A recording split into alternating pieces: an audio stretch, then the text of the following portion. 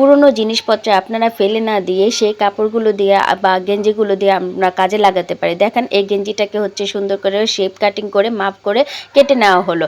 আপনার ইচ্ছে মতো আপনি শেপ কাটিং করে মাপ করে কেটে নেবেন এবং হচ্ছে দাগগুলো রো করে বসিয়ে দেওয়া হলো এবং কেচি দিয়ে খুব সুন্দর করে পালি করে কেটে নেওয়া হলো এবং হচ্ছে গেঞ্জি কাপড়গুলোকে টেনে টেনে দেওয়া হলো যাতে করে ভাঁজ হয়ে যায়।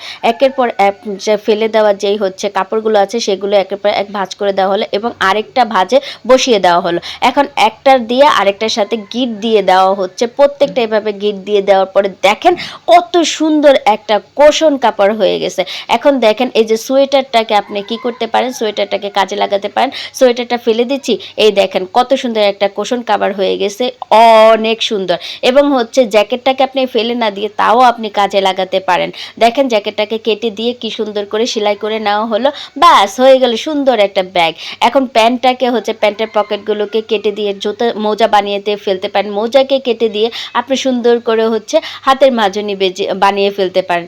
দেখেন একের পর এক সুন্দর করে বুদ্ধি থাকলে অনেক কিছু করা সম্ভব। বাহ বাহ বাহ বাহ, দারুণ। এরপরে হচ্ছে দেখেন একের পর এক জামাটাকে আমি কেটে দিলাম, কেটে দিয়ে এখন হচ্ছে দেখেন দুই দিক থেকে